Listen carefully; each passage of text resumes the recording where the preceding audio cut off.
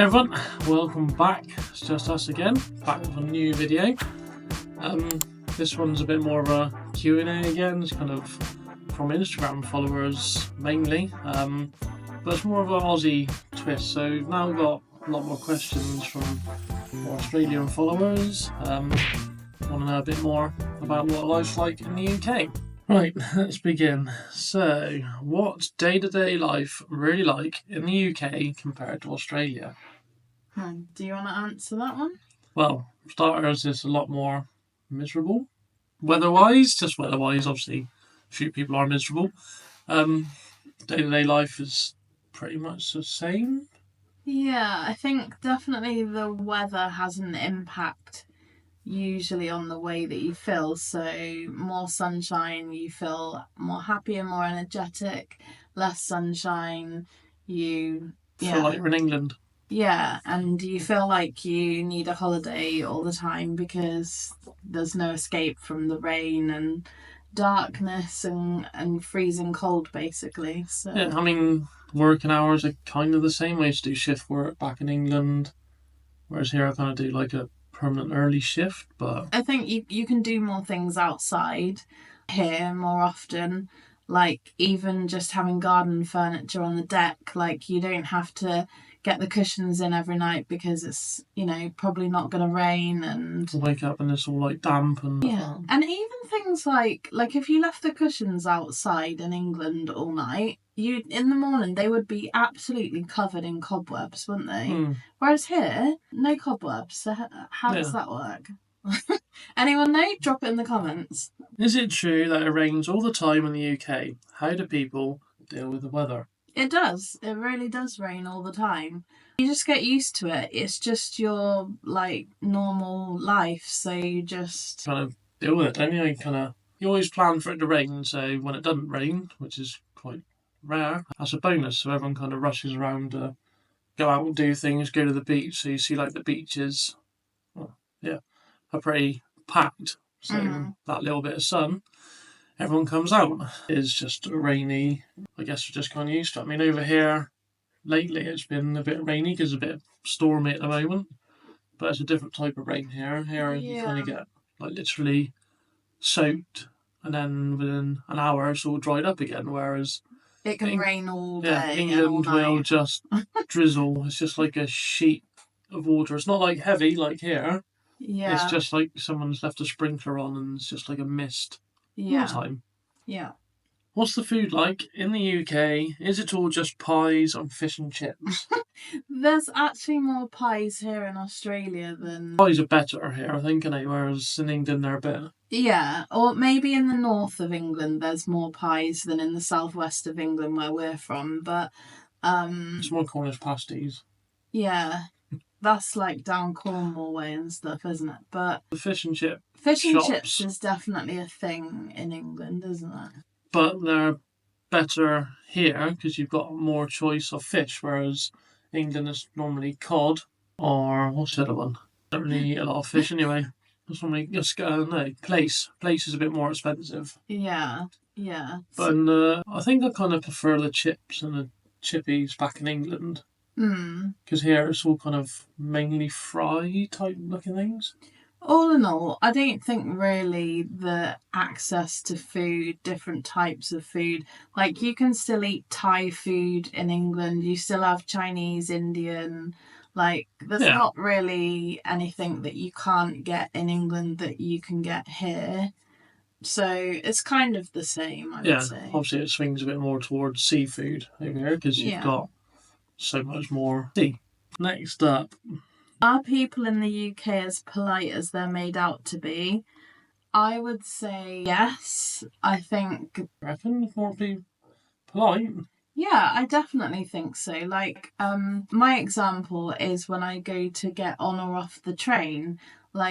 Here, I don't know why, but the majority of people seem to stand in the doorway and get on the train at the same time as you're trying to get off.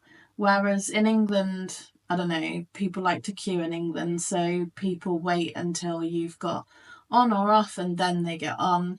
I think that especially driving. So here, I don't think drivers are so polite when it comes to like giving way and that kind of thing. So But yeah, when it comes to seeing people in the street in England, everyone walks with their head down. oh They yeah, won't acknowledge you or anything like that. Whereas over here, but that's friendliness rather than politeness, I would say. yeah. And like with the bus driver thing, like when you get on the bus, you say hello to the bus driver, they say hello back, you say thanks, bus driver, they acknowledge you. Over here. Yeah, but I would say that's friendliness rather than politeness. What do you think? Put it in the comments. Okay, next question. What are houses like in the UK? Are they really that small compared to here? That's a good I question. wouldn't say they're small, they're taller, because obviously land is more expensive in England, so you buy not as much land, but you build up. So the house we had in the UK is 3-storey. But there's so much land here, like your Oh, yeah. houses are so wide. Yeah. And in terms of how the houses are, well, our houses are all built of bricks, whereas here, Yeah, a lot of it, well, I think it's just for easy use, is like more timber frames, steel frames. Yeah, so ours are a bit more robust, I'd say. yeah, and our houses are all mainly double glazed because obviously it's so cold there. Well insulated, aren't they? Yeah, so yeah, we have windows as well. We don't have the fly nets obviously on the doors and windows, and our windows usually like open all the way out. So if you wanted to open the window, you just open it and let the air in. There's no sort of net. You know, you could put your whole head don't outside. really slide it, it's more of a swing out. Yeah. So in that way, they're different. We have. It was funny actually because I saw a picture of our house the other day, and I was like, "Oh, a radiator!" Like we have radiators in every single room. People don't really have air conditioning in England. Yeah, you see one or two houses later, but yeah, it's very rare that you'd have that. Yes. In a house. So that's a big difference. Anything else? More carpet, I think, isn't it? So more carpet compared to over here. Yes, and oh my god, our garages. So our garages are tiny. You can't really even fit one car in them and open the doors. Like, oh yeah, you get a small car in and maybe just about open the door, whereas you wouldn't get like a 4x4 or anything like that in the garage. You'd have no hope. Yeah, your garages are luxurious here. Our garages are not fit for purpose. Yeah, they literally just build them to the specification, the like smallest amount they can get away with. Yeah. And they class that as a garage. Yeah, and I guess the only other thing I would say is parking. Like, street parking here seems to be ample. Might be different in other states, not sure, but here in Queensland, we seem to be able to park anywhere for free, especially around your house, and like people's driveways are also seem to be huge. In England, you really have allocated parking. So, for example, our house in the UK has a drive. You can probably fit 1.5 cars on there. Yeah, that's the rule, isn't it? They allow 1.5 parking spaces. I don't know how you get half a car. And then they say that you can get a car in the garage, but you can't really. So we have got parking outside our house, but it's very like limited. It's on a first come first served basis. Yeah. It's not amply available like it is here. So you guys are very lucky. Right, how hard is it to drive in the UK with all those narrow roads and roundabouts? Well, it takes a long time to get anywhere. Yeah, it's a lot of windy roads. Yeah, it's just a lot more traffic, I think. Obviously, we have roundabouts like you. We don't have double lane roundabouts. Very rarely do have a double. Yeah. Yeah, I mean, we've talked about roundabouts before, and we talked about if you're interested in probably the UK's most strangest roundabout, you just need to Google Magic roundabout. The magic roundabout in Swindon, SWIN for November, DON. And that is like the most craziest roundabout in the UK. But apart from that, roundabouts are quite normal, and you either go in the left lane if you're going left or straight on, and if you're not, then you go in the right lane. We don't really have any roundabouts where you would go the same direction in both lanes. No. Unless you want to crash into someone. The roads are a bit more For the worse for wear. potholes. Yeah, they're a lot more bone shaking. Surprising seeing how much road tax you pay, but yeah, it does batter your car around a bit. Can also like split your tyres quite easily if you catch one wrong. So next one is, do people in the UK understand each other with so many accents? Some seem impossible to follow. Now, which accent do we think that is? Scottish. Drunk Scottish. Or no idea what they're saying. And also, we were watching that boxing programme earlier, and that Katie Taylor. Irish. Is she Irish? Yeah. So yeah, they're saying after she's done her boxing, when they try and interview her, you watch Katie Taylor's interviews, you have no idea what she's going on about. Or she's trying to breathe, just unboxing, but with an Irish accent. No idea. Yeah, so it's mad how there's so many different accents in England, so close to each other. Yeah. So you got like the Liverpool accent, or Scouse as they call it. Yeah. But then just up the road, maybe 20 minutes, you got Manchester. Yeah. Completely different accent, and then I think it's a bit further up or a bit to the right. Birmingham, Newcastle. Yeah, so you got Newcastle's and Sunderland. Yeah. And then you got Wales, and they've got their own language. Yeah, a lot of weird words. So yeah, I think we struggle understanding a few of them. Then you got West Country, so I've got a bit of a farmer accent. And Londoners, they've got Cockney accent. Yeah, and they got Cockney rhyming slang. So there's quite a lot of accents in one little country, which is odd. Mm. But yeah, you kind of get used to them a little bit. So, is British fashion really that fancy, or is it more laid back? I would say it's definitely more label-y over there. Yeah, definitely. Like, labels matter in UK to most people, whereas obviously here it's much more laid back. Yeah, so the prime example is TK Maxx, your favourite shop. So back in the UK, TK Maxx, all the types of brands that you really liked. Yeah. So we were all getting excited. We came over here, TK Maxx. It's like, oh, they haven't got, I think, Guess maybe, or yeah, sometimes you can find the odd brand, but yeah, brands don't really seem to be such a big deal over here, which is nice because obviously there's not so much pressure, whereas back in England sometimes it's a bit like keeping up with the Joneses, isn't it? I think a few people have said like Sydney and stuff like that, like in cities are a little bit more judgy, but yeah, it's kind of nice to be a bit more chilled over here, and your label selection is just whatever. Yeah, I mean, look, Queenslanders don't even need shoes, so okay, next question. What are the best events or festivals to check out in the UK? Anything uniquely British? So I guess first thing would be Glastonbury. So where we come from in the southwest, Glastonbury's not too far from where we live. And that's always a big festival with lots of famous people. Yeah, that's always rammed in it, so you can tell when it's getting close to Glastonbury because you got all the traffic cones are out and it's just everywhere's heaving.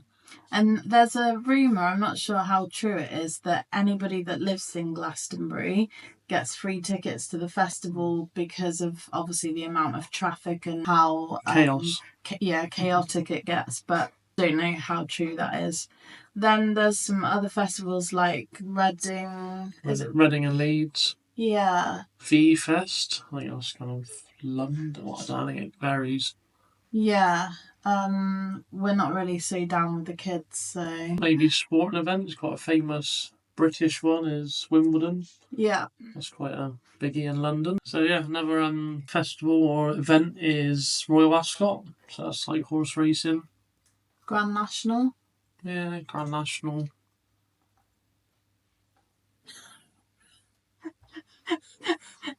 So, next up is, how does the NHS work? And is it really as good as people say? So, NHS is funded by the taxpayer. So, in your pay, you pay tax on your wages, but you also pay something called national insurance. Britain is broken and honestly not sustainable. So the people that contribute versus the people that don't contribute is not enough to keep the NHS sustainable. yeah, no one's putting any money in. Well, people have not. There's not enough people putting money in, is there? No. Anyway, that's another topic, but NHS is a bit like Medicare bulk billing. So you don't pay for your NHS treatment when you go in. Like, it's already been paid for by the taxpayer. You don't pay for having babies, you don't pay for ambulances, and you don't pay for doctor's appointments, you don't pay for blood tests, you don't pay for anything. At the time, obviously you do with taxes. Yeah, the problem with that is because it's not sustainable, because there's not enough taxpayers contributing, you are waiting forever for appointments, you're waiting forever to get through on the phone to make an appointment. So the people that work in the NHS are extremely stretched because there's no money, pay increases. I think that's few and far between. You can't get things like ambulances. People are waiting a long time. You're waiting hours for an ambulance some places. Yeah, so the NHS is there for how long? Who knows? Yeah, so they were literally stretched. What is, like I said, broken. Yeah, but everybody working in the NHS, all credit to them. We have had amazing treatment from people that work in the NHS for whatever that might have been whenever we've needed help, or we had our children in NHS hospitals. So yeah, it's a great service, but just being abused, isn't it? Yeah, completely. So what's the public transport like in the UK? Is it better than Australia's system? It's shockingly terrible. It's expensive. It's not ever on time. It's dirty. Yeah, it's just worn out, and yeah, it's nothing like over here. Over here is nice. I know a lot of Australians are not happy with the public transport here, but you try UK public transport. So if you want to go to London on the train and back on a typical Monday to Friday, or maybe even the weekend, you're looking at about, for a return journey for just one person, you're looking at about $400 for one return trip from, say, where we live, a couple of hours away to London and back. $400 per person. Yeah, imagine paying that over here. Yeah, it's bad. So public transport in UK, there's not. There's a lot of it. You've got obviously the buses, you've got the double-decker buses, you've got the underground, tube, you've got train lines. But yeah, you can't get a seat. You pay all that money for a ticket, you can't get a seat. You have to stand all of that way. People are packed in like sardines. Honestly, people just put up with it because they don't know any different. Yeah. When you come here and you compare what you have here to what we have in UK, I don't know how we get away with it. Yeah, I don't see anything like graffitied inside the train, do anything like that. Yeah. It's just so much nicer over here. So next question, is the UK as expensive as everyone says, or are there things that are surprisingly cheap? Surprisingly cheap? I can't think of anything that's significantly cheaper in UK than here. Well, obviously you've got to pay for parking. That's expensive. Everything's as expensive or more. Oh yeah. Yeah, there's a lot more things you have to pay for over there than you do here. Yeah. Yeah, rip off Britain. So, what are some strange traditions in the UK that Aussies might find weird or funny? Strange traditions. It's a bit hard because we don't really know what your traditions are. When we see a magpie, we say 1 for sorrow, 2 for joy, 3 for a girl, 4 for a boy. Let us know if you have that here too. That's a weird one. What else? Dunkin' tea? Dunkin' biscuits and a tea? Is that a thing over here? Yeah. We could go on to the whole sausage and bread topic, but... Done that. Cream teas? We have English cream tea, so a scone, jam and cream, clotted cream in it, and a cup of tea. Yeah. And a fancy little serving tray to bring it out, so that's quite English, I'd say. Isn't it? Sunday dinner. So, most households in Britain have Sunday dinner every Sunday, not just like at Christmas. Yeah. Toby Carvery. That's Yeah. haven't ever seen anything like that over here, but Yeah. That's like roast dinner buffet. So next question, why are people in the UK so into sports? Is football the biggest thing there? You can answer that one. yes, it is. You can imagine the wages they get paid over here. So I know you've got like the A-League over here, but yeah, it's not a touch on the Premier League. So yeah, I'd say football is the biggest sport in the UK. Just so much money in it. You can see obviously by the wages some of the players are on. Do you mean soccer? Because I think isn't football something different here? Footy is different. The round ball. So you just got to compare the wages. So like I don't know what an A-League player would be on, but you've got players back in England are probably on £600,000 a week. So that's what $1 million a week just for kicking a ball around. I say cricket as well, but obviously not as big as it is over here. Yeah, English football is a massive thing, isn't it? It's a biggie. Okay, last question. Do people in the UK care about their history as much as Aussies do, or is it just for tourists? It is interesting to see places. So you got like the Roman baths, they've been there since the Romans, obviously, which is quite weird how they built all that around a natural hot spring, which is quite good if you're ever going to England. Go and check that out. That's where Bridgerton's filmed as well, and Yeah, I think a few other. Yeah, you've got like Stonehenge. That's quite a natural wonder. Makes you wonder why they put those stones there and how they got them from there. Especially rumoured it was, I think it was brought from Scotland or something, the stones, but that's quite a journey.